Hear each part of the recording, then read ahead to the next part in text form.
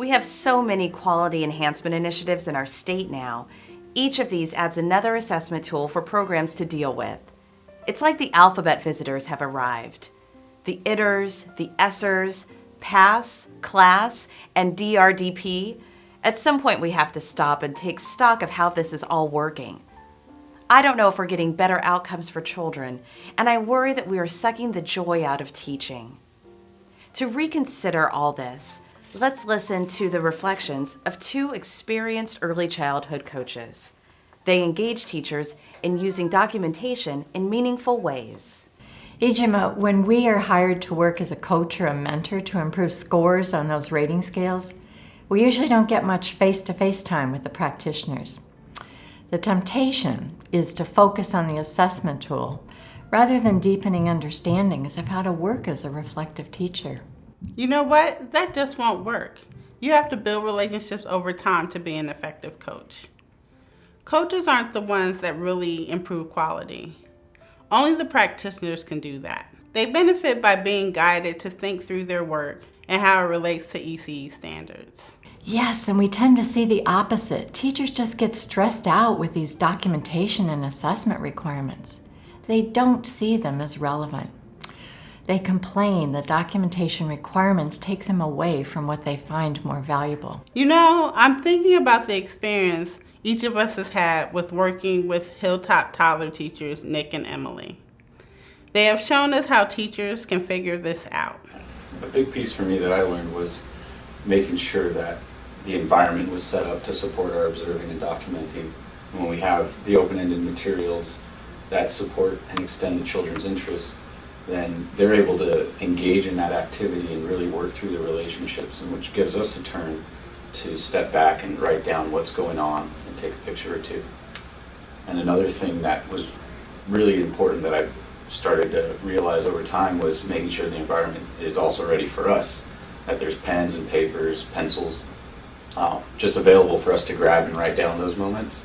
And then also having a backup battery for the camera and making sure the camera is in an accessible place. Well, and setting up the environment for that way too helps so that not only can I observe the kids, but I can also observe you and see what it is that you're doing in the classroom. So when you're really focused on something that kids are learning, then I can be sure to keep my eyes on the whole group and know where they are and what they're doing. So you can focus on that, Right. Not have to worry about everything else. After 5 years of working together, documentation has become a way of teaching for them. So let's see if we can summarize how this observation documentation process has evolved for Nick and Emily.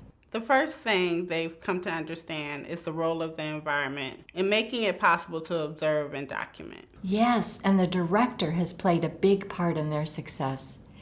She's provided tools, workspace, and meeting time for them to study their documentation. Each week they gather with other staff members around a piece of documentation to get ideas about its meaning. They've been guided to use a protocol, and it now comes naturally for them. When you listen to Nick and Emily talk about their observation, you hear them searching for the child's point of view and trying to understand the why beyond what the child is doing. That's a whole different way to think about assessment. So I was wondering, I've seen him do that, and then I've seen him yell from across the room, too high, if the tower's getting too high. Yeah, I've noticed him since he's started to really become more verbal and very vocal and getting a real grasp on language, that he's starting to exercise that power a lot more, and he sees that it is having an effect on what he's doing. I've noticed that they never end a team meeting without making a plan about what they will do next. They are careful to make the next step to build on what they think the child's interest is, instead of taking it off a familiar curriculum theme, which is usually more the adult's idea of something interesting rather than the children's idea. Ijima, if you could call out a turning point for Emily and Nick in using documentation as the central aspect of their teaching, what would it be? I believe it would be how they know themselves.